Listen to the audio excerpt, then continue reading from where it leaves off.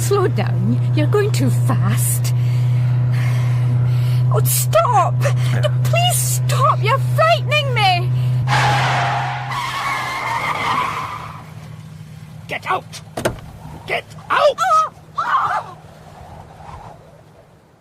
Death Against the Odds by Michael McStay, with Stephen Thorne as Inspector Coleman and Joe Dunlop as Sergeant Astor, Phyllis Logan as Lady Penelope, James Warwick as Sir Harry Kelso, and Morag Hood as Annette Granger.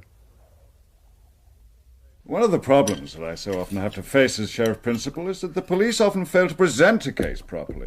One of the problems that I have to face as a policeman is that the sheriffs often seem more intent on being social workers. Oh, now steady on, Ronnie. I don't want you patting villains on the head and telling them to be good little villains in future. I want them locked away for a good few years. I don't think anybody could accuse me of being over-lenient, Ronnie. Why will policemen talk shop all the time? Not just policemen, Margaret. Harry, you are becoming very boring. This concerns you, Penny. It concerns us all. But not now. Margaret has provided a beautiful meal. Yes, it was excellent. Thank you. What was it? I beg your pardon? I was joking, Harry. I've known times when he's been so deep in conversation over dinner that he hasn't noticed what he's eaten. Beef Wellington. Oh, well done. You're very quick to pour scorn on my obsession with law and order. I don't think I she was teasing, Harry. But you're the one who gets disproportionately upset about a break-in. Oh, any woman would Nothing feel was that taken. somebody in your house. That's the worst thing. Nothing doing there, I suppose, Ronnie? Not as far as I know. I suppose Inspector Coleman can't be concerned with petty crime. Harry. Oh, now I'm teasing, Penny. I'm afraid I have rather left it to my sergeant. I've been distracted by another rash of sheep rustling. Well, I didn't lose anything. However, mea culpa. I shall check on it tomorrow. You know, I don't really understand why a chap like you becomes a policeman in the first place. Oh, Harry, please don't start him on that. Now, would anybody like some more sweet? The meringue. Somebody has to do it. Cheese. Oh, no, thank you, Margaret. But why you, Ronnie? You've a first-rate education, you're comfortably off. More than comfortably off. Well, there's nothing that says that the copper has to be a Mr. Plod. In fact, in this high-tech age... Yes, but all the same. And I married money. Ronald. Well, I didn't mean to pry. Then please don't, darling. But when one thinks of a policeman... People rarely do think of policemen, until they need them. We have refuse disposal experts, I believe we now have to call them. To keep the rubbish off our streets, somebody has to keep the human rubbish off our streets. I'm going to serve coffee in the library. Excuse me for 5 minutes. Ronald. Yeah, I'll bring brandy and port through. Penny? Oh, I'll give you a hand. I had no idea of causing offence. Do you have a gift? My sergeant always complains that nobody loves a copper until they need one. Oh, surely not. It's true to say that most of the people I know best are Margaret's friends. Well, I hope you'd consider Penelope and myself. Yeah, but I met you through Margaret. You take my point. Well, I came to you after the break-in because you're a friend. Yeah, I'm sorry there hasn't been any progress. And Ronnie, how does a girl set about attracting her host's attention? Are you going to escort me to the library, or shall I try to find my own way there? Forgive me. Let me just get the brandy. Well, I accept that the likelihood of catching a couple of chances is pretty remote. I might forgive you when I have a large brandy in my hand and you promise to spend the rest of the evening telling me how fascinating you find As me. long as anything I say is not taken down. In any case, there was no real doubt. Oh, Harry. I deliberately didn't invite anybody else. I felt it's been so long since we saw you and Harry. Oh, so much better. And I hate those dinner parties where far too many people sit around. Oh, when the best conversations are happening at the other end of the table. And you've got the two most boring men at the party on either side of you. Of course, I'd quite forgotten your father was a policeman. Yes. I remember the case. Dreadful business. It was at the time. Shot while investigating a break-in at a jeweller's. Today, the death of a copper makes a good front-page story for, 48 hours. In those days, the public outrage lasted until the man was caught, and then for weeks after that, while the hanging debate was resurrected. Well, the man was caught. Given up by the criminal fraternity. How do you mean? Well, those were the days when the real villains would never countenance guns. As for killing a copper... It took just 4 days before a series of tip-offs had given the police the killer, the gun, And the evidence. Good Lord. Will you have another? Oh, yes, thank you. It's a very fine Oh, brandy. Ronald, if you're offering more brandy, should I make more coffee? Oh, I should love some, Margaret.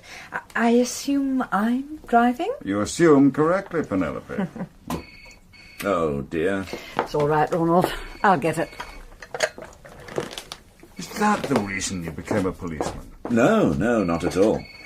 Oh, very different now, I imagine. Are you two still talking shop? Yes, the man who killed my father had nowhere to hide. His own kind turned against him. But today, there's a sickening air of casual violence. A bunch of kids will kick an old lady unconscious with a 10-penny coin in her handbag. I'm afraid it's for you, Ronald. Sergeant Astor. Damn!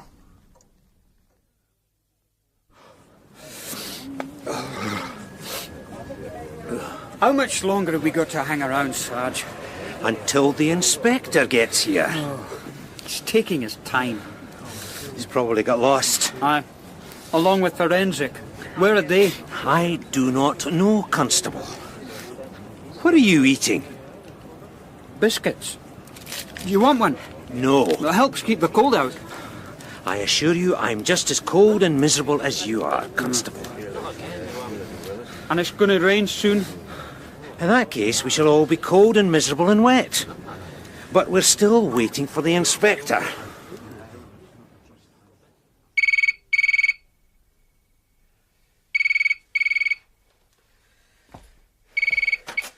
Granger. Well, hello. Yes, I am surprised. Now? Do you know what time it? I see. Mm-hmm. Well, that's an offer I can't refuse. 20 minutes?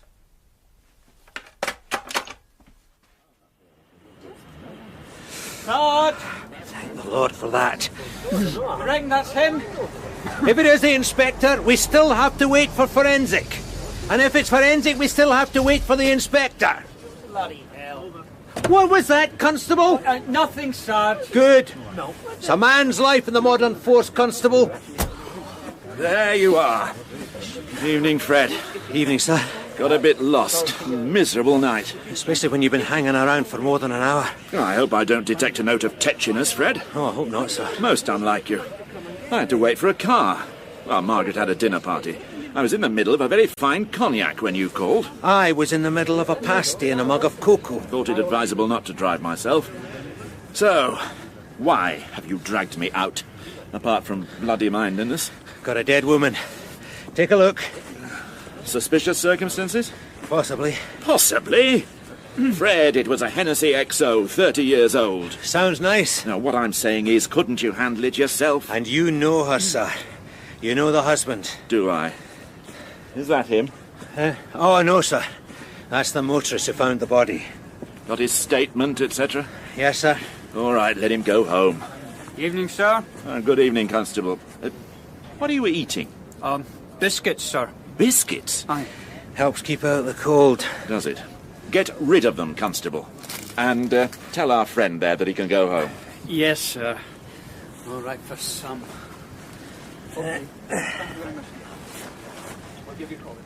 Dear God. Yes, sir. Bit of a mess. Car? Yes. Hit and run?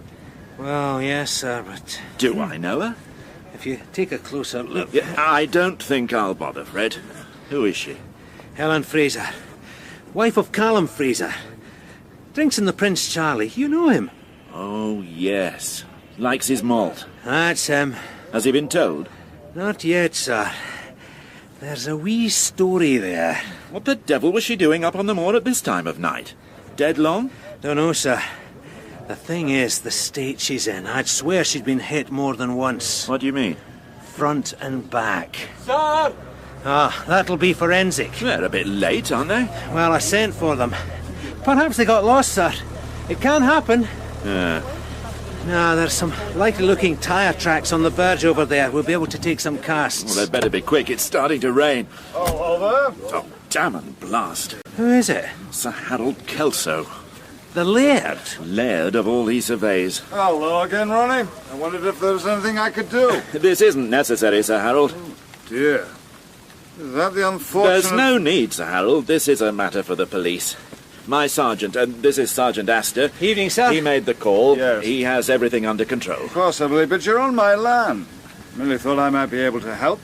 Might know her, one of my employees, perhaps. I don't think so.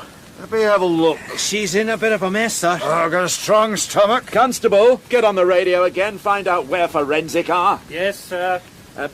Could I have a word, Sir Harold? Yes? By your car. I appreciate your offer of help. Oh, not at all. Bit of excitement? Well, I don't consider a violent death a bit of excitement. This is a police I'm matter, and... sheriff, Ronnie. Well, then, if this case should come before you, you'll be apprised of all the relevant facts. Oh, don't be so pompous, man. Harry, you reek of alcohol. Are you going to breathalyze me? You place me in a very embarrassing position. If one of my officers... I am on my own land. You are on a public highway. You don't have to explain the law to me. You're presuming on a friendship, Harry. Now, I can't send for another car. I'm sorry that You understand? I'm sorry that you're taking this attitude, Ronnie. I'm sure you know your job, but it seems I might presumptuous to turn down an offer of help from a member of the public, particularly when that member of the public is a person of some influence in local civic circles.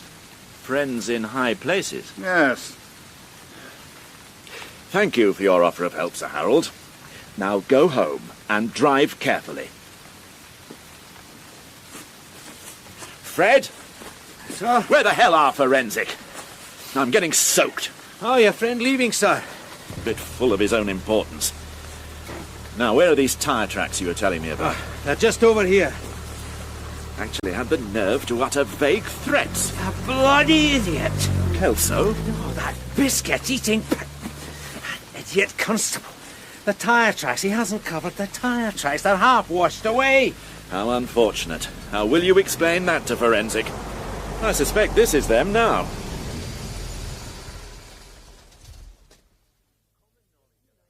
It's common knowledge around the pub. And a few nights back, Callum arrived in the bar, ordered a drink, and suddenly burst into tears. What? Through his sobbing, he tried to explain that his wife was having an affair. Which you knew. We also knew that Callum knew she was having an affair. And didn't give a damn as long as she was around to cook his meals and iron his shirts. Well, a man should have his priorities, right? But then he got around to the truth of the matter. It seemed that he'd just got his bank statement and discovered she's been forging his signature to his cheques. Good Lord.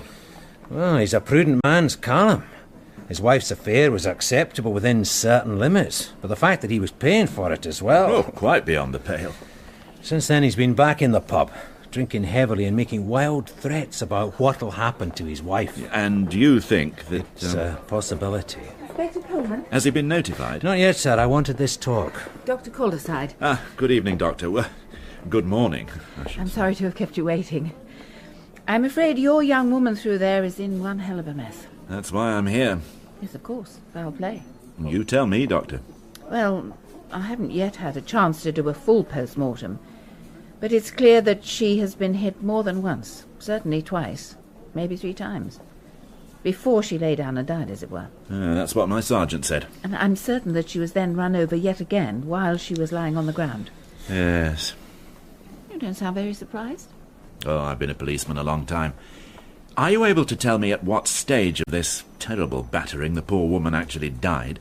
I can't tell before I open her I eyes. need to be quite certain that she couldn't have been hit, for example, by any other passing car after the original accident. It's not as if she was found on Suckyhole Street, is it, sir? All right, Fred. The only alternative is that one hit-and-run driver had the same accident 3 times. Yes. Yes, I'm afraid we are looking at a particularly unpleasant murder. Could you get me an autopsy report as a matter of urgency, Doctor? Oh, yes, of course. Thanks very much for your help. Not at all.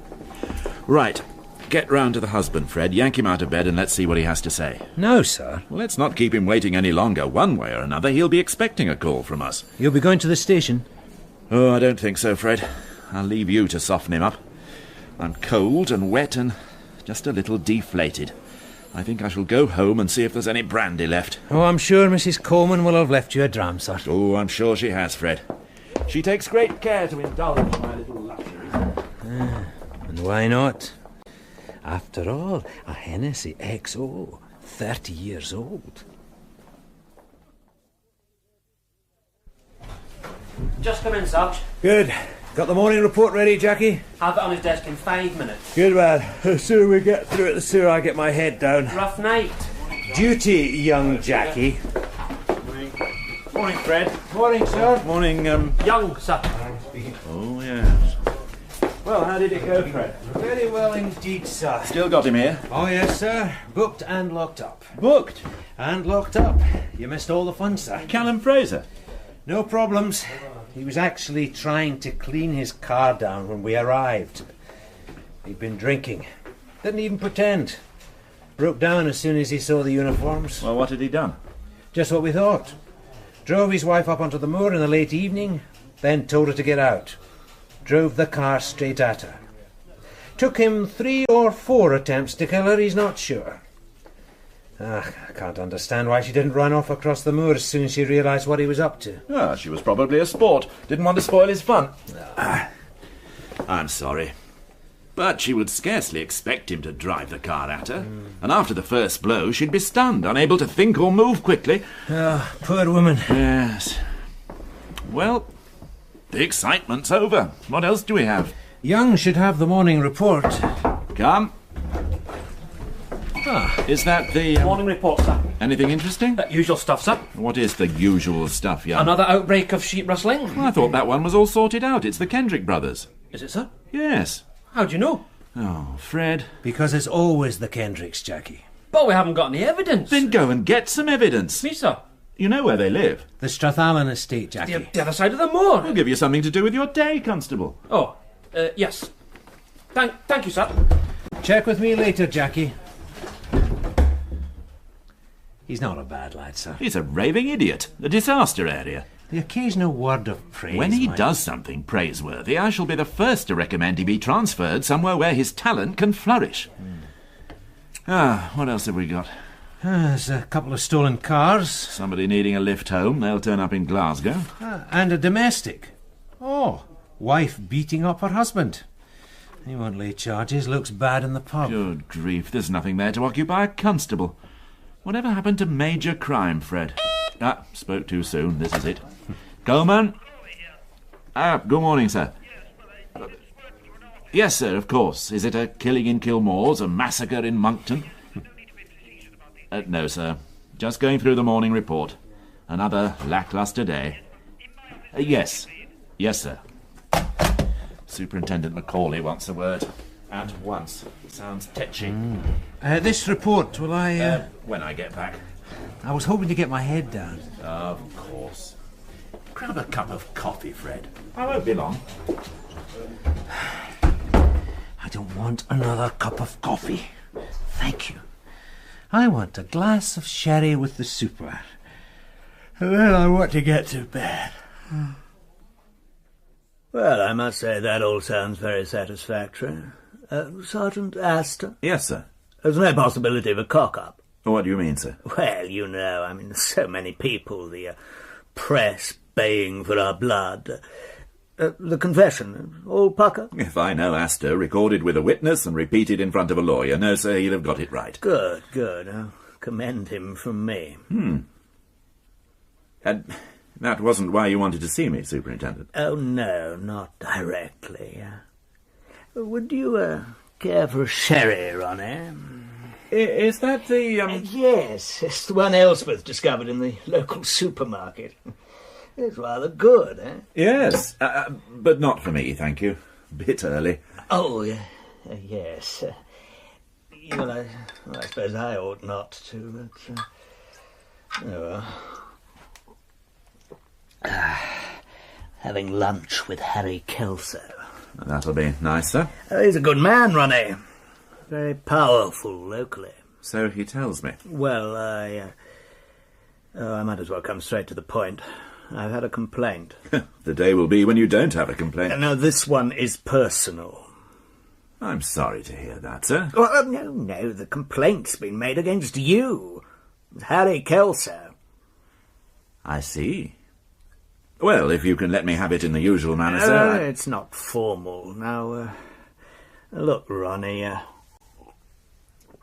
Oh, this is bloody embarrassing for me. Well, if it's not formal, why are we wasting our time on There it? was this business last night. Sir Harold turned up on the moor. And you were rude to him. Well, he was poking his nose into something that didn't concern him. Look, I don't have to remind you that... That he's a very powerful man locally. No, sir, you just said that. And you were rude to him. I was not rude to him. Have you ever known me to be rude to anybody, sir? Frequently. Well, suffice to say that he resented your attitude. Oh, good grief. Yeah, he also complained this morning that he returned to the scene of the accident, murder, and found an empty cigarette packet, what appeared to be a couple of soiled swabs, a plastic bag containing the remains of some plaster of Paris, and even a half-empty packet of biscuits. Oh, damn it all, sir. It was a filthy night in the middle of nowhere. A woman was dead. No harm has been done, Ronnie. There certainly has not. It might be an idea to have a word to the personnel concerned. We are very vulnerable to criticism of any kind, particularly when it comes from someone like Sir Harry. I'll speak to them, sir. He's a good friend of the force, and we need all the friends we can get. The man's a pompous idiot. Yes, well, I have nothing more to say. Thank you, sir. I'll pass your message on. Oh, enjoy your lunch. It was the middle of the night, sir, and we had a dead I woman. don't give a damn, Sergeant. You were the senior officer present. It was your job to see that members of the public were not inconvenienced by the actions of the men under your command. Yes, sir. Good grief. Have you seen this report? No, sir. What were you doing while I was with the superintendent? You suggested I might get a coffee. Yeah. Well, here's a problem you can sort out. The Kendricks. Constable Young is dealing with that now, sir. It seems that they've been slaughtering the sheep in their garage again. If it was them. Oh, of course it was them. Same pattern. They've obviously been trying to get rid of the entrails down the loo. God. The water supply to half the estate, and probably some of the bigger houses lying along the same main system, is blocked. I hope Sir Harold Kelso's isn't one of them. So, you get down to the water board, find out the areas most likely to be affected, and dispatch a couple of constables to apologise to the householders. I was actually thinking of getting my head down for a couple of hours. Good idea, but just as soon as you've been to the water board. I can't send a constable, needs a bit of authority. Yes, sir. Jamie Parish? Sir? Who the hell is Jamie Parish? Oh, yes, I did know about him, sir, the shoes. That's right, the shoes. He was nicked for stealing 2 left shoes from the rack outside Dulce's. Member of staff recognised him when he came back next day to nick a couple of right ones. Well, why am I bothered with this?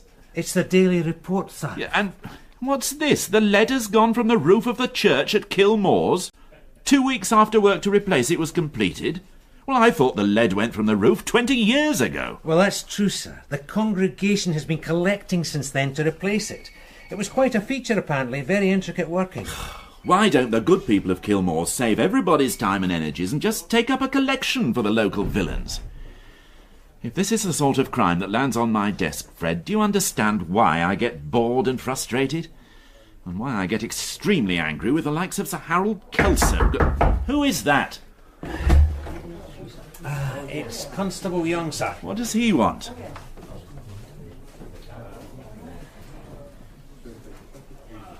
He's found a body, sir. Well, I told him to bring in the Kendricks. What does he mean he's found a body? Tell him to come in here.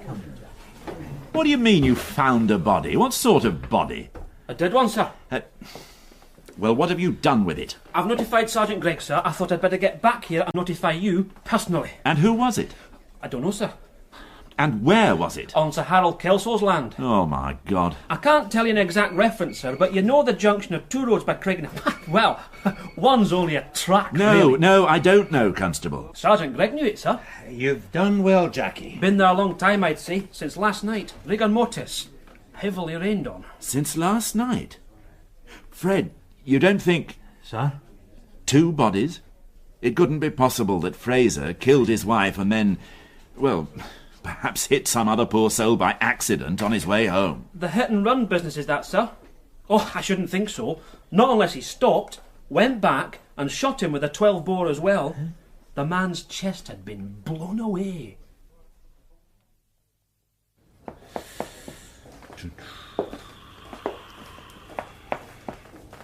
Do you know anything about this man?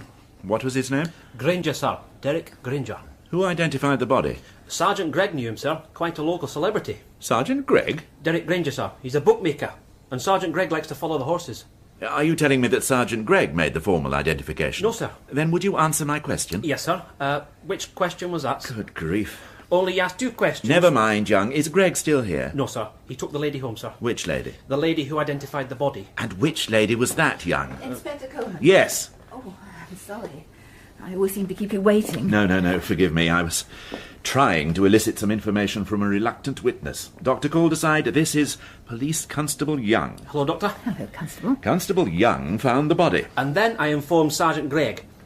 And he arranged for the body to be brought here and for Miss Farrell to identify the body. Who is Miss Farrell? Nancy Farrell, sir. Mr. Granger's secretary. I was going to tell you when Dr. Calderside... Thank you, Constable. She's a very capable young woman and very attractive. That wouldn't surprise me, Doctor. Granger had quite a reputation as a man for the ladies. Thank you, Constable. If I may ask 1 or 2 questions. Of course, sir. The usual ones, Doctor? And the usual answers, Inspector.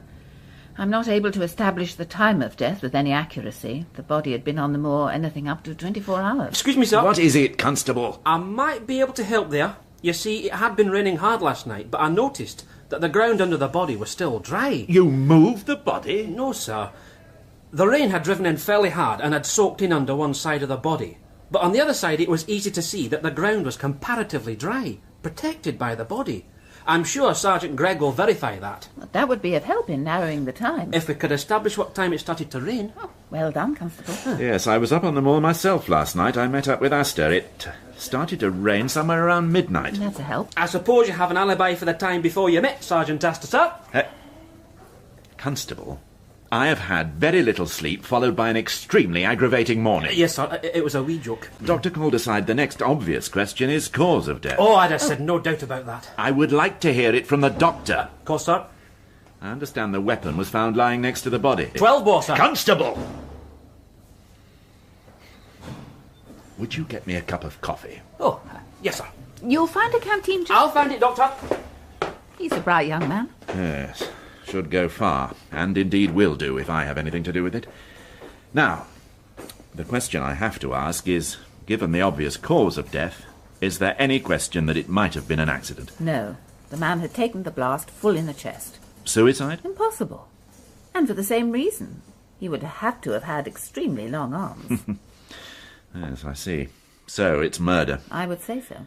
2 murders in 24 hours. Well, that's very exciting. I wonder what odds our bookmaker friend would have given against that happening. I'm very pleased for you, sir. Oh, come on, Fred. Only a few hours ago we were complaining about the lack of excitement. I think you were complaining rather more than me, sir. But this is the sort of thing that makes the job worthwhile. My lack of enthusiasm may have something to do with the fact that I still haven't managed to get any sleep. Oh, I am sorry. We'll make it an early night tonight. Now, Derek Granger. What do we know so far? Turf accountant. 43 years old. Well known among the social set on and off the racetrack. He's a high flyer, both financially and sexually. I think you'll have to explain that. Well, he makes his money primarily from off-course betting. Anything, Not a sniff as far as we know. Quite the reverse.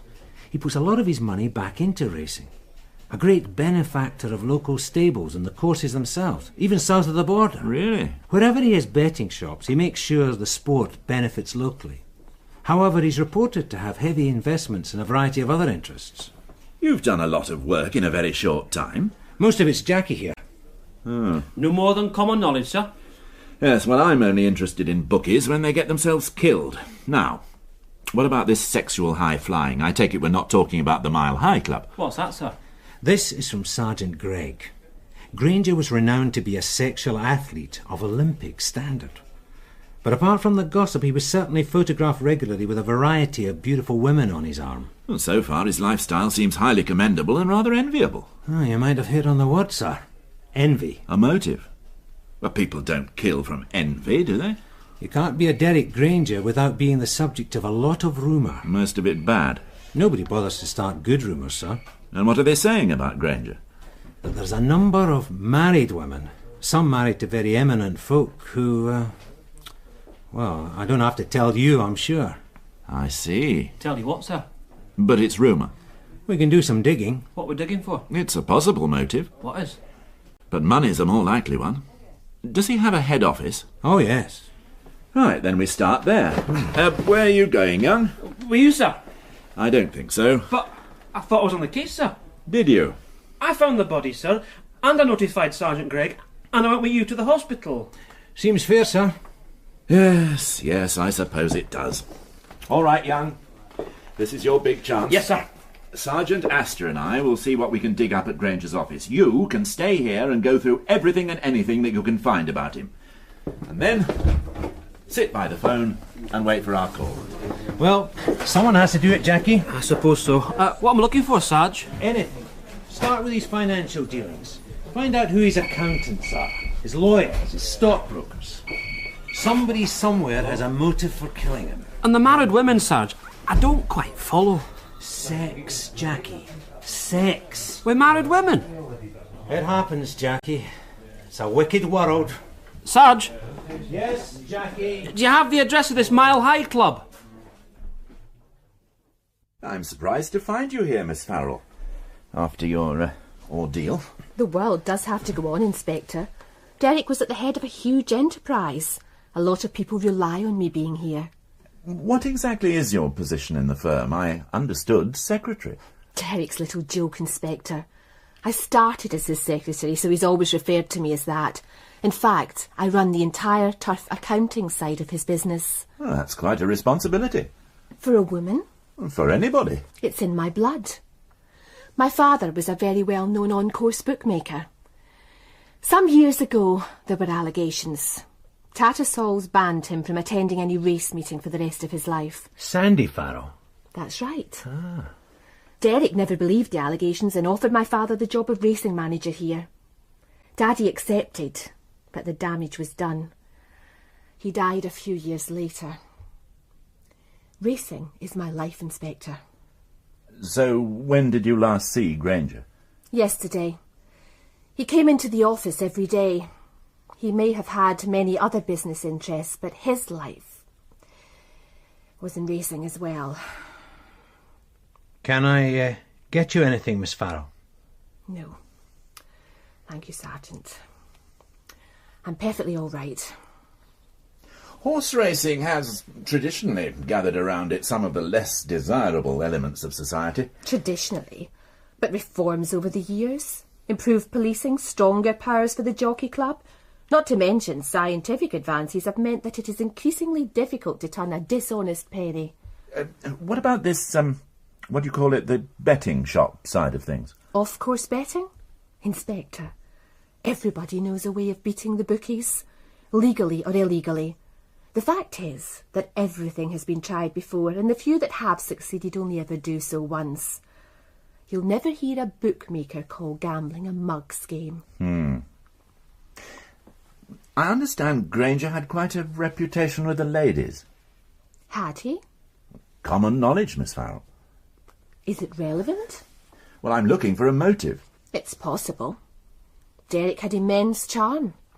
Coupled with his good looks and the power that his money gave him, it was a heady combination. Irresistible. Oh, yes. Once she had experienced the Granger method, the champagne flight, the box at Longchamp for the Arc de Triomphe, dinner at La Serre and the suite at the Georges V. No woman could resist. No one? I did, Inspector. I don't believe in mixing business with pleasure. I've always known that somebody was going to inherit Derek's betting empire, and it might as well be me.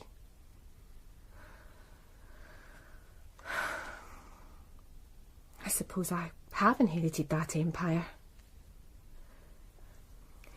You see, Derek loved racing and he loved women. He liked winning at both. I had no intention of being one of his also-rans. And he played a very varied field, is that the expression? He had absolutely no qualms when it came to women. Even if they were married? You have been doing your homework. A jealous husband, particularly one whose humiliation is made public, would have a powerful motive to revenge himself. There were married women. Perhaps married to eminent men? Oh, Derek had class, Inspector. He didn't waste his time with scrubbers. I don't understand. What don't you understand, Sergeant? Oh, never mind.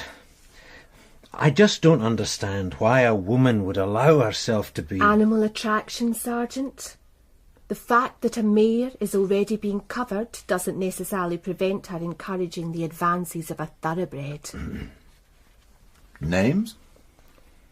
I suppose I could give you a couple. No more than you could find out for yourself. What about a jealous woman? No. You sound very sure. You never met Derek.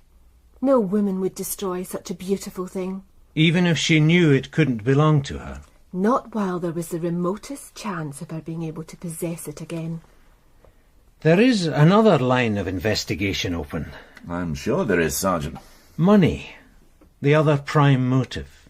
I suppose you're thinking of me? I apologise for my Sergeant, Miss Farrell. He has a very prosaic nature. I shall benefit substantially from Derek's death. I wasn't thinking... I was thinking about people that owed him money. Perhaps big money? Would there be people who... Yes.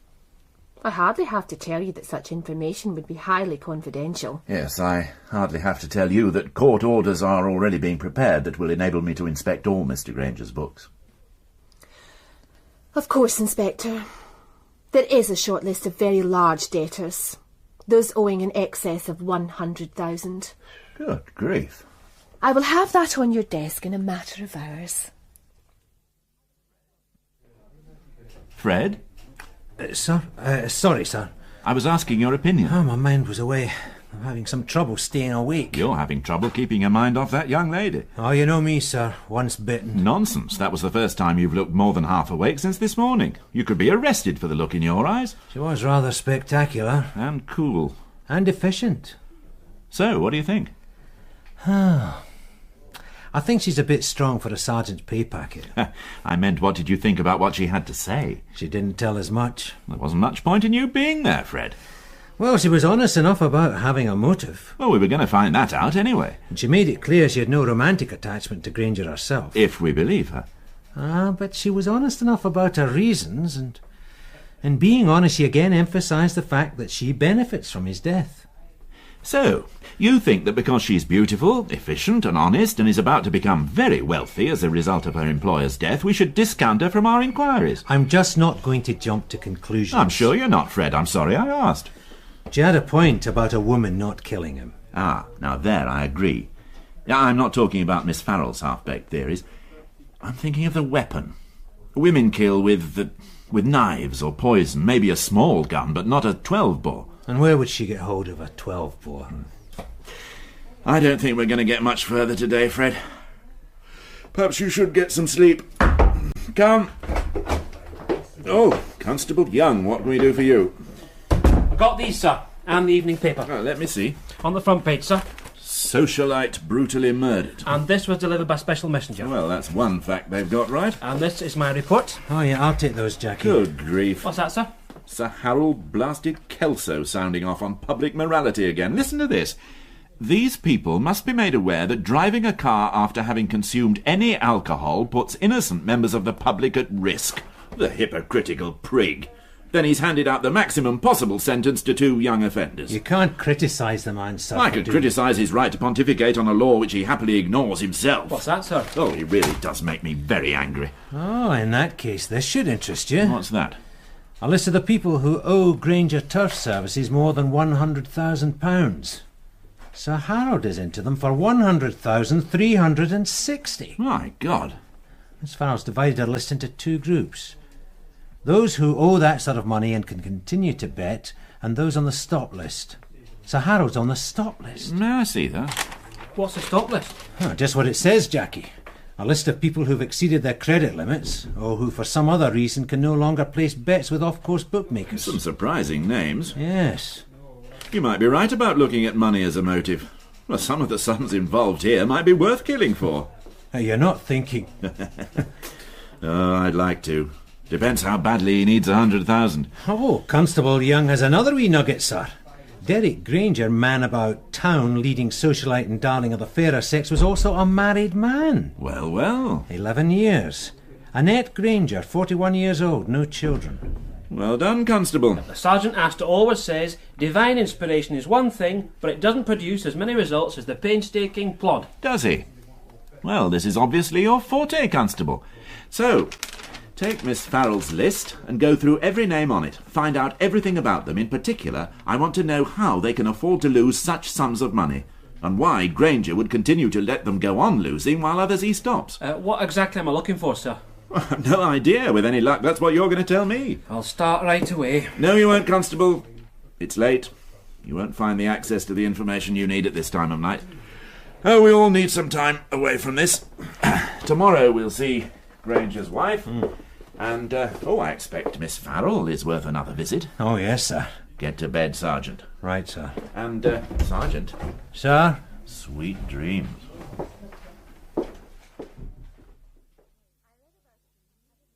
I read about it in the newspaper. I didn't allow it to spoil my day. There's no point in trying to pretend, Inspector. Derek and I have been separated for 7 years. I've hated him for much longer than that. But you stayed married? The arrangement suits me. I have an adequate allowance, when he remembered to send it. Send it? Oh, none of your civilized behaviour for Derek, Inspector. It would have been too impersonal to make out bank drafts or deal through my lawyer. He sent the cheques through the post, signed by that secretary of his, so that everybody was constantly reminded how generous he was being to his mouse of a wife. And then when he forgot to send it, I would have to go to his office to pick it up personally from that little bitch, just to rub my face a little harder in the dirt. Why didn't he divorce you? I've no idea.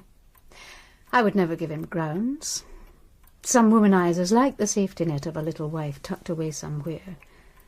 Maybe he didn't want the publicity. I understand he wasn't known for his reticence in that area. He wouldn't want the kind of publicity divorce would give him. Anyway, it doesn't matter now, does it? I've won. Won? He's dead. No more worrying about financial settlements. No more humiliations. Another good reason for not divorcing him. I imagine I'll be a wealthy widow. I wouldn't know. Perhaps it's my turn to enjoy a little of the life he led. When did you last see your husband? I've no idea. Weeks ago. Months. When you went to his office? I didn't necessarily see Derek. The Farrell woman would have the cheque ready for me, together with some reason for my not seeing him. She needn't have bothered herself. Can you tell me where you were when your husband was killed? Oh, really, Inspector? When was he killed? Sometime between 6 and 11:30 the night before last. I watched television, and I was in bed, shortly after the news at 10, I expect. You were alone? For both activities. I meant... I know what you meant, Inspector. Do you remember what you watched? No. Yes, there was a play on. Do you remember... No. Do you watch television, Inspector? Do you remember what it was about afterwards? I don't watch much television. I don't have an alibi for the time you mentioned. Perhaps if I had killed my husband, I might have made sure I had one. I have to ask... Then I suggest you ask some of the tarts he flaunted round town. Even better, ask some of the women whose marriages he wrecked, or their husbands. Better still, ask that bitch that runs his office, the one he always goes back to when the current affair loses its excitement. Our inquiries will cover all the usual ground. It'll give me great pleasure to show her the door. If you haven't got her first.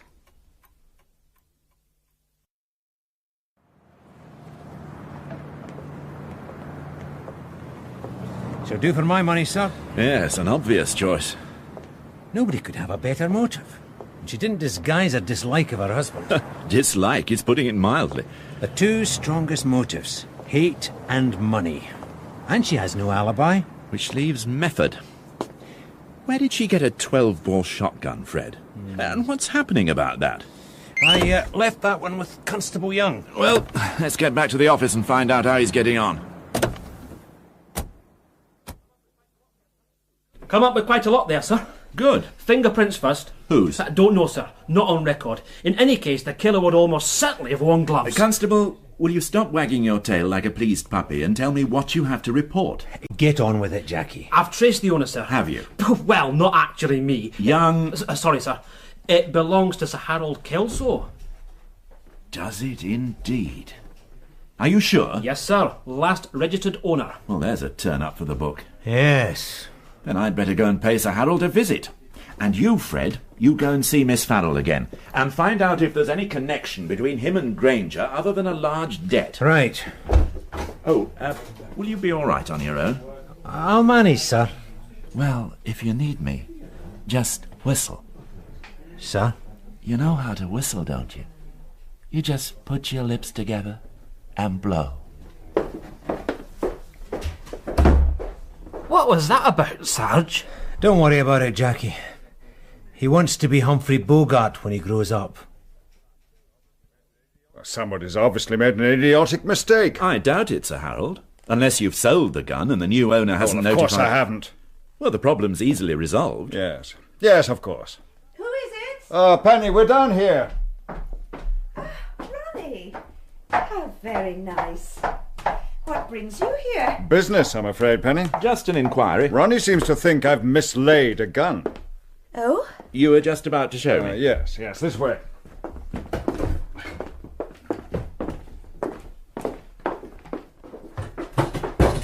This is the gun room. Is that door always unlocked? I haven't got an arsenal here, Ronnie. A few sporting guns and the house is very secure. Well, you were broken into very recently. Yes, but nothing... Oh, good Lord. Yes? There is a gun missing. 12 bore. Are you sure? Oh, don't be a bloody fool, Ronnie. I'm sorry. I just can't believe... Well, I was obviously wrong. The guns... 6 of them. are left in this glass-fronted cupboard, unlocked. Well, one doesn't expect... What? You're a sheriff, Sir Harold. You are aware that... These are for sport. And one of them has blasted the life out of a man. Oh.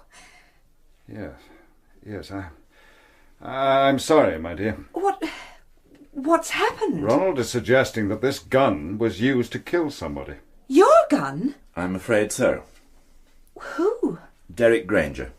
That man who was on the news? Oh, that's awful. Did you know him? No. Yes. I knew him. I did business with him. I don't think my wife... I don't think you met him, did you, Penny? No, I don't think so. He was a bookmaker. I think everybody knows of my interest in horse racing. Mr. Granger was, in fact, a great benefactor of the sport in Scotland. Oh, I think I might have met him. It's quite possible, my dear. It's not important. What is important is the gun that killed him. It belonged to you. What the hell is that supposed to mean? It's perfectly obvious what happened. Somebody stole the gun. Yes, when we were burgled. Well, you said nothing was taken. Well, obviously I didn't check. You have 6 guns in the house and you didn't check. These guns remain unused for months. They're oiled and put away until the season starts. I never give the damn things a thought for 8 months in the year. That's Peter's job. Peter? And my Gilly. And he doesn't need to give them much attention outside the season. He has his own gun for rabbits and other pests. It all seems very casual. Well, it isn't. You and I live in different worlds, Ronnie. Harry? I'm quite sure we do.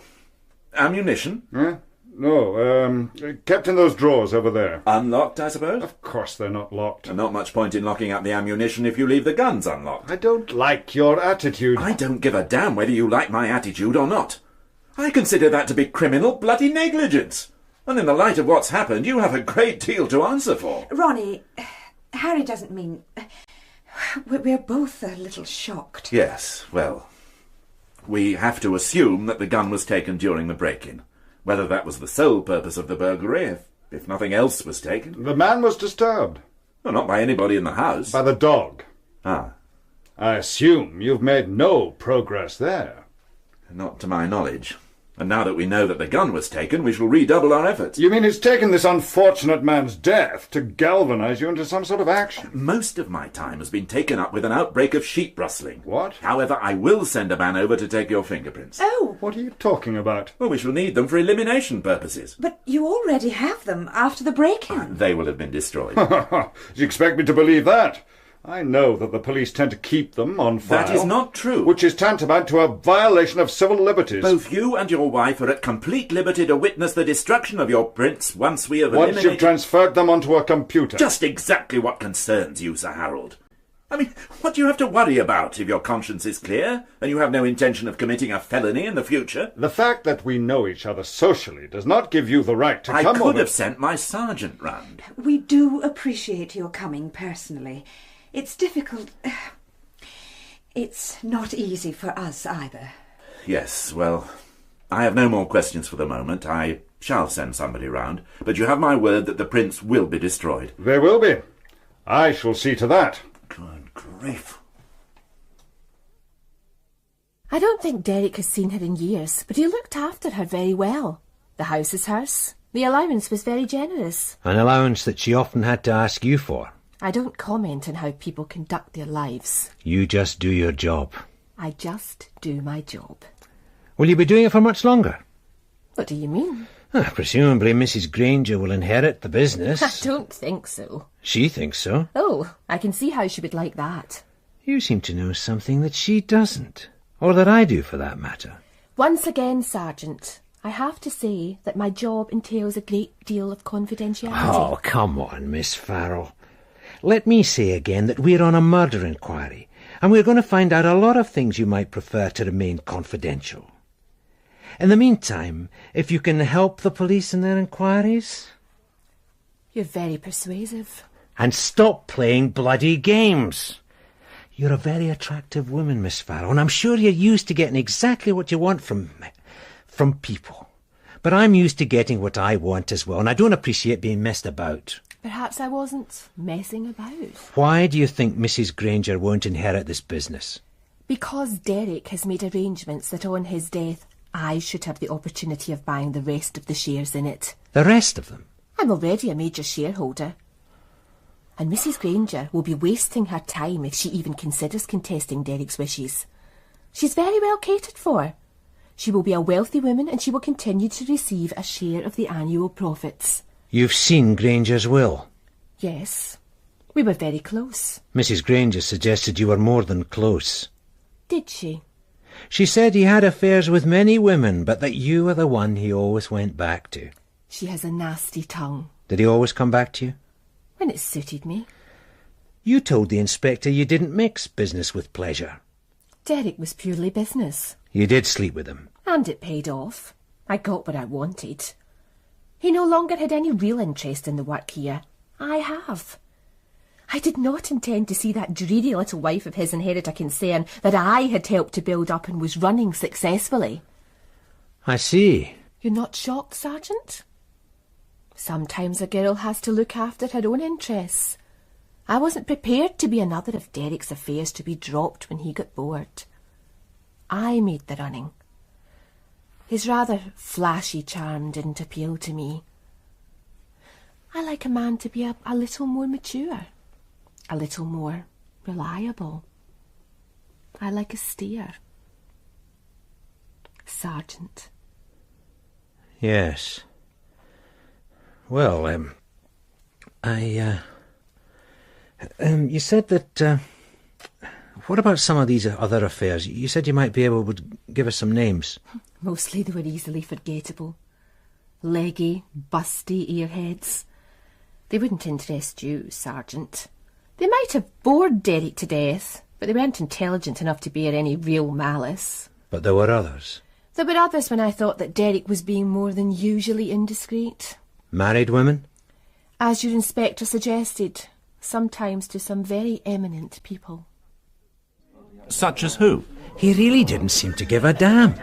Flaunting his sexual achievements. Oh, some little boys never grow up. Such as who, Fred? Well, the wife of a leading trainer.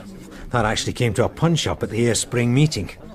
It was particularly unfortunate because he had hopes of receiving some royal horses into the stables. Well, that sort of thing's no longer a bar to royal patronage, is it? Surely they have enough problems of their own these days. No, Not impressed. There was the daughter of a prominent minister. Oh, I'm told they can be very spirited little things. Well, that might have gone unremarked if he hadn't then decided to, what do they call it in racing terms, go through the card. This case is in danger of corrupting you, Fred. What do you mean? Well, it started being seen out with a minister's wife. Oh, a man of Catholic taste. Church of Scotland, actually. Yeah, the reverend gentleman might have sold his story to the newspaper, and he would always have the consolation of knowing that his wife would get her comeuppance at the pearly gates. No, you'll have to do better than that. Then, how about the wife of a man very eminent in local political and legal circles? There's enough adultery in political and legal circles to make it almost a sine qua non for the job. Come on, Fred. We're looking for a motive for murder. And so far, the wife and your lady are ahead of the field. Now, all this squalid wife bonking isn't providing us with anything. But what if the man I'm talking about was a pillar of rectitude? He was constantly delivering homilies in public about moral behaviour, and who was in danger of being laughed out of court if his wife's indiscretion was discovered. And what if he was also in considerable debt to Granger? Harold Kelso? Would you like another one of those, sir? Damn you, Fred. What have you found out? Just that. Penny Kelso. Lady Penelope. And Granger? She came to her senses just before it hit the gossip columns. But neither of them made much of a secret of it up till then. Well, how did Kelso take it? I can only guess. Yes. There you are, sir. I was looking for you. They said you might be in the pub. No, not in uniform, young. Not in uniform. What's that, sir? You don't come into a pub in uniform, Jackie. It frightens the customers. I'm sorry. I wanted to get this to you. It's the information you wanted on the people who owed Mr. Granger money. Well, it can wait until I get back to the office. I thought it was urgent. Well, it's not. Good Lord. You're going to publish a book? I tried to be thorough. Good, Constable. But what you give me is a précis. A report that I can digest in 5 minutes. Sorry, sir. Leave that on my desk, Jackie. I'll give you a hand later. Thanks, sir. No, wait. What have you got on Sir Harold Kelso? Kelso. He's a sheriff. His title is He owes the deceased a great deal of money. Can he afford it? No. Thank you. Then how has he got into that kind of debt? Gambling, sir. I think I can answer that, sir. OK, Jackie, get that stuff back to the office. I'll be across shortly. Right. Thanks, Sarge. I'm sorry, sir. I thought... He's not a bad lad, sir. Have a word with him, Fred. Sort him out. Right. About Kelso. Oh, yes. I asked Miss Farrell. Every client, you see, has a credit limit. When they reach it, then they can have no more bets until it's settled. They're the average mug punter. Then there are some who are the really heavy gamblers. Kelso? Not really, sir. His credit limit was 10,000. There's a couple have got 50,000 limits, and even more if they want it. They were good for it. And Kelso wasn't? Nancy said not. Nancy? Miss Farrell. She said that he'd reached a point where Kelso was not paying and was just doubling up his bets. It's a classic recipe for losing. Well, why did they let him get so far in over his head? I can think of two reasons. One, that he's a prominent figure and you don't want to offend a man like that. And secondly, it could give you a hold over him. Blackmail? I'm just putting a couple of ideas forward. But gambling debts are not enforceable in law. Well, if Granger chose to bring him before Tattersalls, he could be banned from the sport. I think I should have another word with him. He suddenly has a lot more questions to answer. All the same, I'd go a bit canny, sir. A bad man to have against you. What about the wife? You're right, Fred. Let's be thorough. Let's do it by your book. The wife first. Tomorrow morning. Which gives you time to get these in again.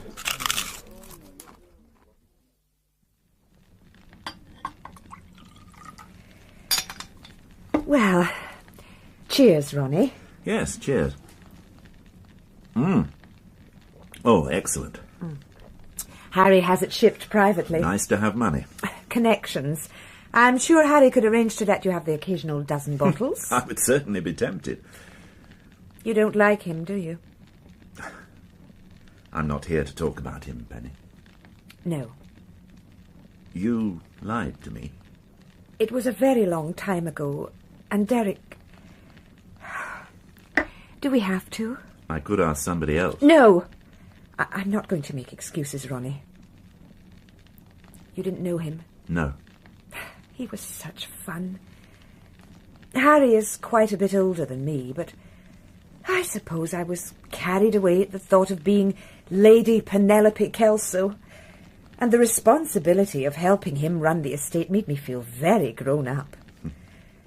But eventually, it seemed there was no escape from it, and the evenings spent with boring people who might be useful to Harry. Oh, that's why I love the evenings we have with you and Margaret. She's always full of the newest things happening in the theatre and in the arts, and you have such a fund of fascinating stories. Margaret says I always talk shop. Well, perhaps your shop is more interesting than Harry's. And you have a sense of humour.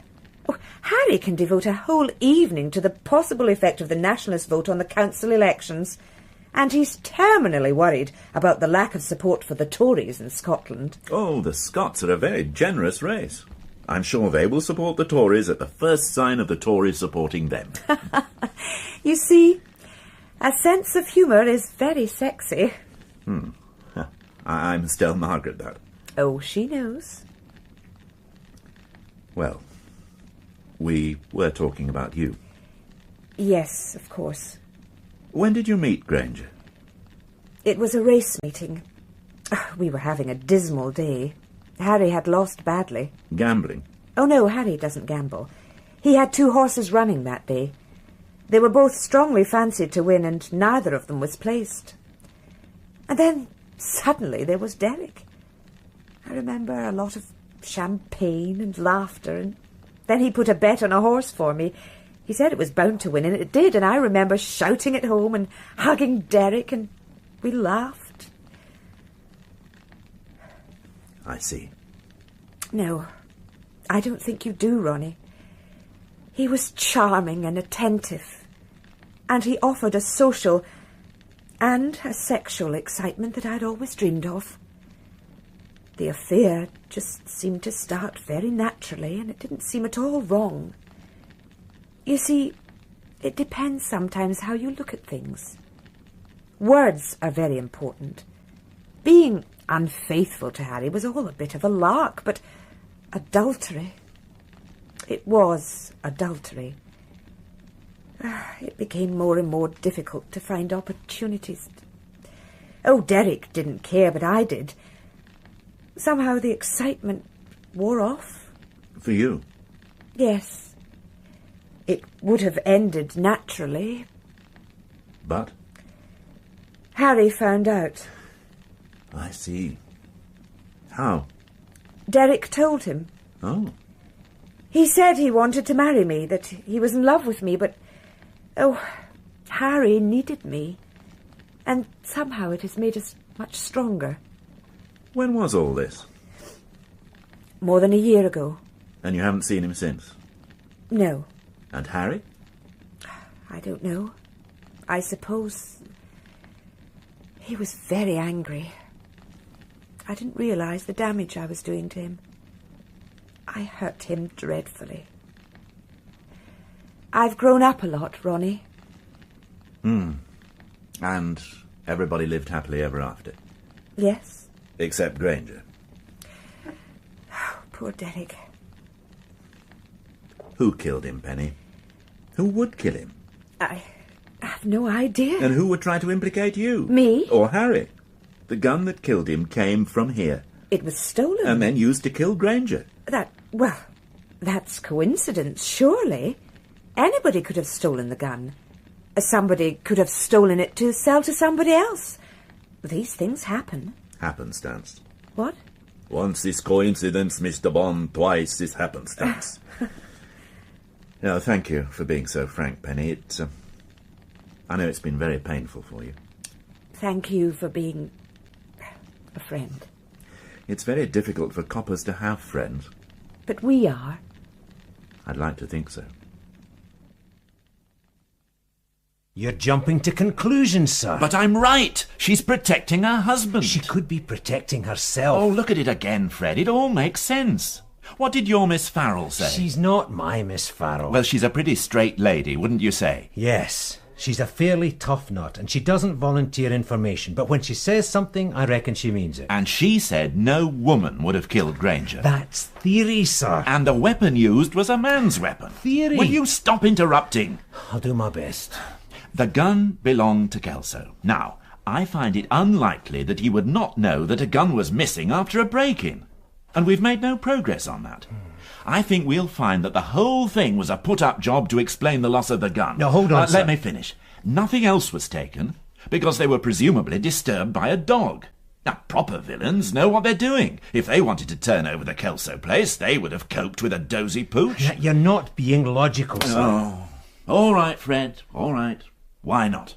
If you're going to the trouble of faking a break-in in order to explain the loss of a gun, then you report the loss at once. Yes, all right. Let's assume that the break-in was genuine.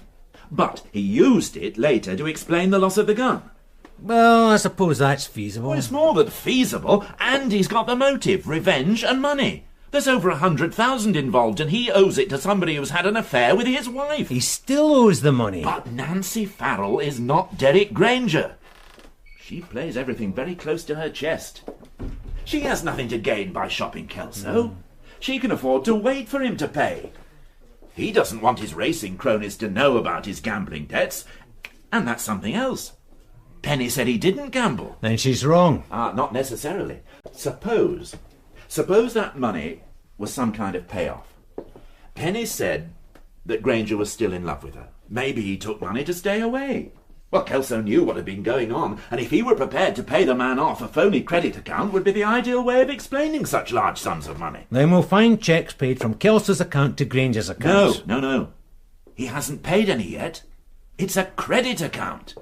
When Granger decides he's had enough, he'll call in the total debt. Kelso only had to agree to make one losing bet, and he was caught in the classic blackmail syndrome. But then he was trapped in a second threat. The exposure of the gambling debts to Tattersall's or whoever. Hold on, sir. Let's imagine you're right so far. Well, I am. So we know how and we know why, but what about when? At the time Granger was killed, Kelso was with you, sitting around drinking your brandy. No! I've thought about that too. I think we're dealing with a very cool customer. What did you call him? A pillar of rectitude? Did I? And yet, on the night Granger was killed, he had been drinking and was out driving his car when he was well over the legal limit. And he was careless enough to let me know what he was doing. Good grief, Fred. He made me his alibi. But you are his alibi, sir. No, he left the dinner party well before I did. I had to wait for a car.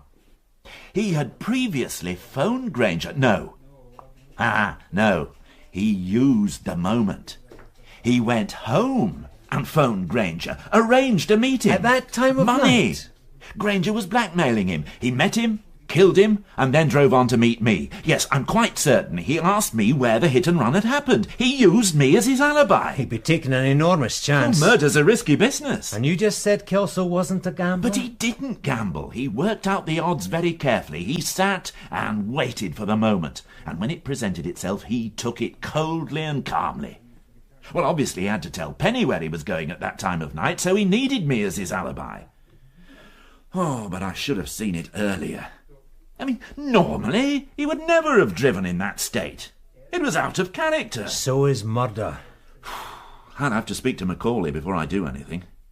What are you up to, Fred? Oh, I'm just following up a few ideas. Tidying up a couple of things. Could you bring yourself to talk to your Miss Farrell again?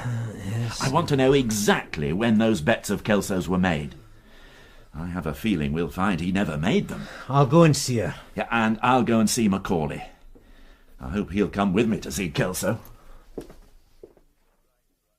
I hope you're right, Ronnie. You've heard what I had to say, sir. It's very circumstantial. And it all fits. Well, just be very careful what you say. And that's why I wanted you to be here, sir.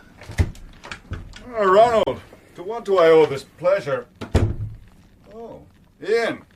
I wasn't told you were here. Good evening, Harry. Is this a formal visit? I asked Superintendent Macaulay to accompany me. Oh? A few problems seem to have cropped up. Really? I presume there's no point in offering you a drink. Sir Harold, I'm sure you remember the night Derek Granger was murdered. Of course. Could you tell me what you did after you left my house? I went home. And then you went out again? You know I did. What exactly is going on? If you could bear with us, Harry. Have you come to give me some sort of reprimand? I'd had a drink. Coleman made his attitude perfectly clear, and I made mine equally clear. I phoned you next day because I felt, well, it exceeded his authority. Can you tell me when you decided to come looking for the scene of the hit-and-run accident? No, I can't. Well, perhaps you can tell me how long you were out of the house that night. Quite a long time. Why?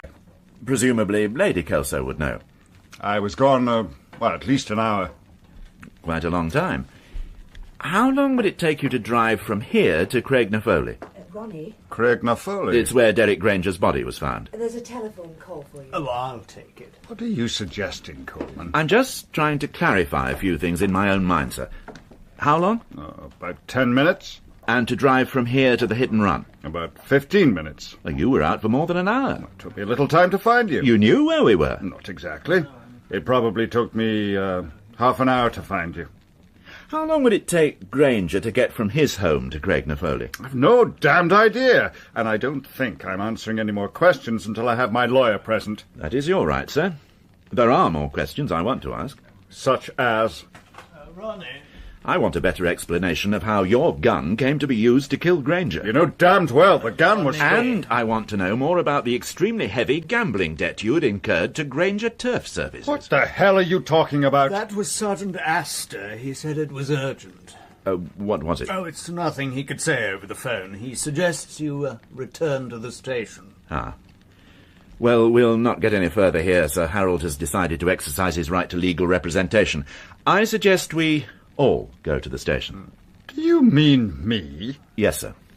Am I under arrest? Of course not, Harry. It's just a few questions. Isn't that right? Quite a few, sir.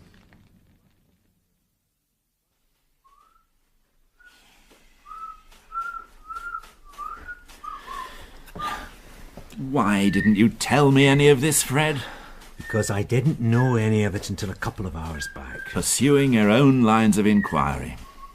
Not exactly, sir. Just plodding along. Doing it by the book. You should have told me what you were up to. You were not in the mood to listen. You'd made your mind up.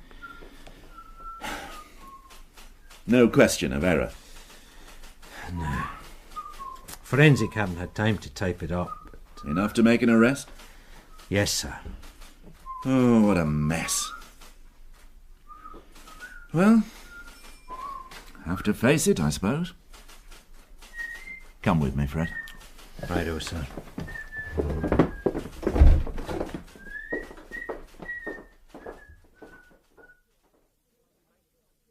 May I remind you, Superintendent, that my client is not here on a social visit. I'm sorry, Mr. Cropper. And unless you intend to lay formal charges... I'm sure that Inspector Coleman... We have been waiting half an hour. I suggest you find your inspector this instant, or allow Sir Harold and his wife... There was no need for Lady Kelso... I wanted to come. Sorry to have kept you all waiting. This is Mr. Cropper. He's representing Sir Harold. And getting extremely angry at this inexcusable delay. I have apologised. There had better be a good reason. There is. A very good reason. Further facts have come to light. Concerning my client? No. Then may I assume that my client is not under arrest? It has never been suggested that Sir Harold... Sir Harold has been good enough to come to the station to help us with our inquiries into the death of Derek Granger. Oh, stop playing games, Inspector. I still have questions that require answers. Are you cautioning my client? Do shut up, Cropper. You Inspector asked me- Coleman knows that I'm always happy to assist the police in any way I am able. What I resent, and shall pursue at another time, is any suggestion that I've been less than forthcoming with my help up to now. The point I was about to make, Sir Harold. And I detect a change from his previous attitude. Am I right, Inspector? You said that you were out of the house for more than an hour on the night Granger was murdered. Can you be more precise? No. Can you help us? That sounds about right. Over an hour. I remember suggesting Penny didn't wait up. I didn't know exactly where the accident was. It might have been one of my employees. Yes. How well did you know Granger? Not at all. Only from the racecourse. Where did he live? I've no idea. You're sure? Of course I'm sure. In view of his association with your wife. What the hell do you mean by that? I told him, Harry. He knows. Damn and blast you, Coleman. Sir Harold, I wish you would take my advice. Let's get this over with, Cropper. Presumably, you do know where Granger lived? Yes. And how to contact him? Yes. Night or day? Yes. And how long it would take him to get from his home to Craignafoley? About half an hour. 20 minutes at night? Lady Penelope? About 20 minutes, would you say? What is going on? Inspector? I'll ask my sergeant to continue, sir. He's been doing the groundwork on this case. Sergeant Astor? Oh, yes, sir. I've been checking on dry cleaning establishments, sir. On what? The Federation of Dry Cleaners, the professional body, they're very helpful. I gave them a number of photos. They distributed them throughout all the shops in the area. What photographs are these, Sergeant? It was just a precaution, sir, normal procedure. You see, it struck me that whoever had fired the shotgun on the night in question would need to get rid of the powder burns from their clothing. They would either destroy it or perhaps have it cleaned.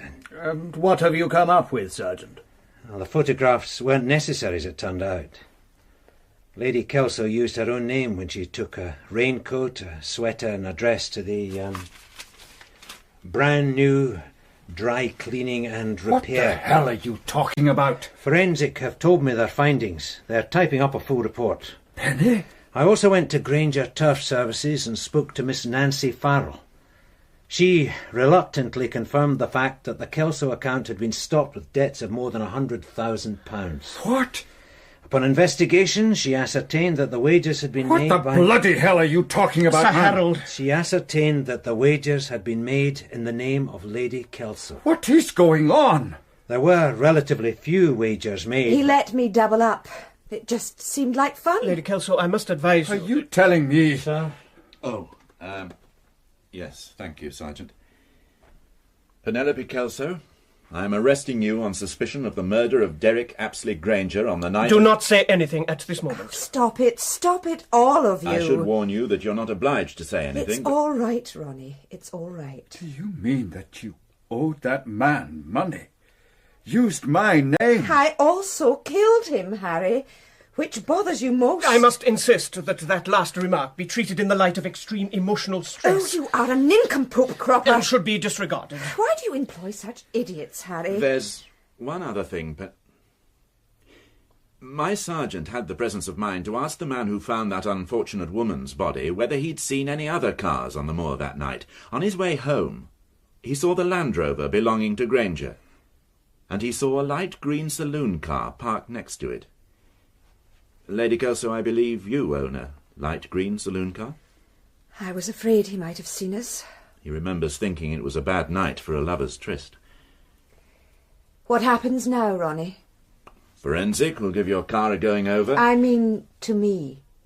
Well, of course, you will... This is absolute nonsense. Macaulay, I hold you responsible for this prefabricated rubbish. Superintendent, this is all highly irregular. Lady Kelso has been advised of her rights. You don't have to say anything else. Still being a perfect gentleman, Ronnie.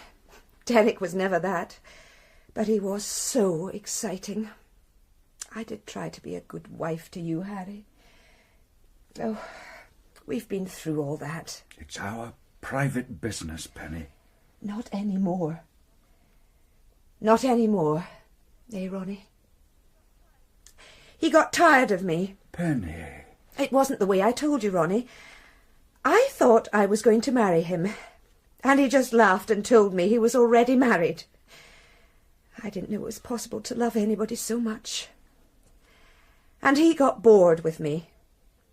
And then there was the money, but that was only a game. It wasn't real money. But he talked about business and debts of honour. What did he know about honour? How could I pay him that sort of money? It had all been a game. Please, don't say any more, Penny. I must advise you. But you see, I had written letters. He would have made them public. I would have been left with nothing. We would have survived. Would we? Well, perhaps now, but... So, I phoned him. We'd been talking about the break-in over dinner, you remember? Did you fake that? Oh, no. There really was a break-in. Is that when you took the gun? No, I took it that night. I had known for some time that I would have to do something. And there was the moment. Harry had never let me out of his sight since. But there he was, rushing off on some quixotic errand. There'd been an accident. I wish I could have been sure that you cared as much for me. Oh, my dear. But you gave me the chance I needed. So you phoned Granger? Yes. And he came? Just like that? He would always come, night or day, when we... I knew he would come for his money. He still cared about that. And you took the gun? I would have been left with nothing. No Derek, no Harry. Will I be able to go home? There are things I will need. I'll arrange that. Lady Kelso, if you will go with the sergeant, formal charges will be laid. Mr. Cropper, I suggest... Yes, of course. You haven't heard the last of this, Macaulay. This man, he has carried out a personal vendetta. He has harassed me and has tricked my wife. You haven't heard the last of this.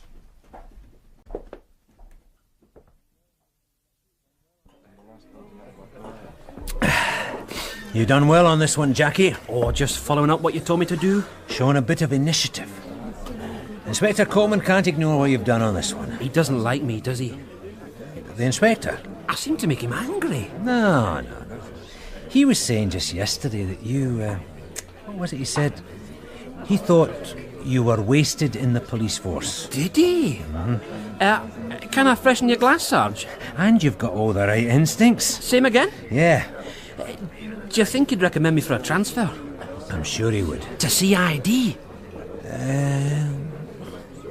can only ask. Perhaps you could say something, Sarge. Yes, it's a pint. Oh, right. Funny how things work out, isn't it? A wee thing like that Lady Kelso. Dan the inspector thought all along it was a man. Yes. I wasn't so sure of myself. Well, Nancy Farrow was sure it wouldn't be a woman. You fancy her, don't you? Who? That Nancy Farrow. Don't be daft. Yes, you do. You bring her into the conversation. You're being stupid, Jackie. Don't think so. That's one of the reasons the inspector gets so angry with you. But you just said... when you say daft things like that, he gets angry. I'm sorry, I don't mean... I mean, it doesn't matter to me. Just that you said that Nancy Yes, Farrow... I know what I said. Are you going to get that drink in or you know?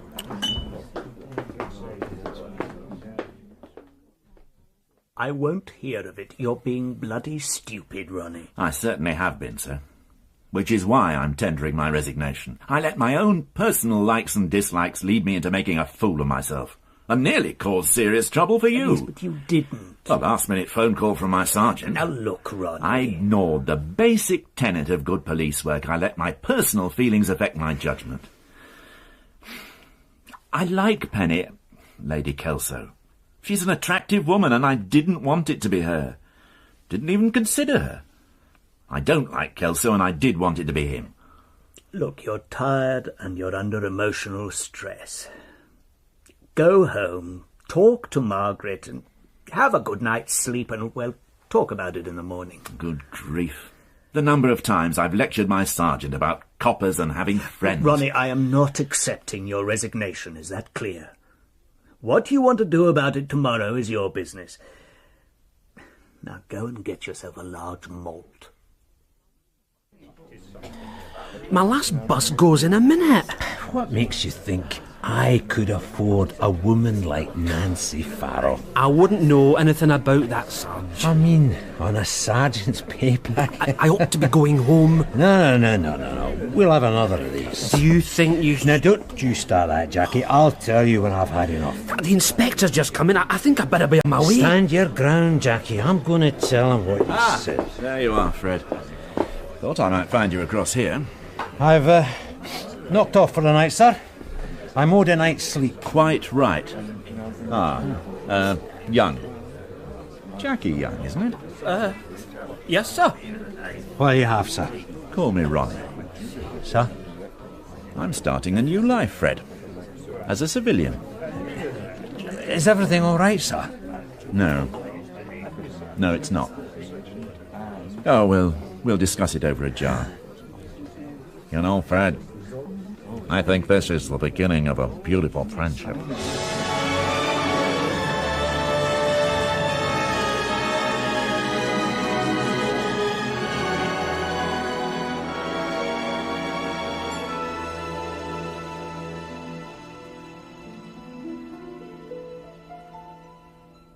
The part of Inspector Coleman was played by Stephen Thorne, Sergeant Astor, Joe Dunlop, and P.C. Young, Peter Gunn.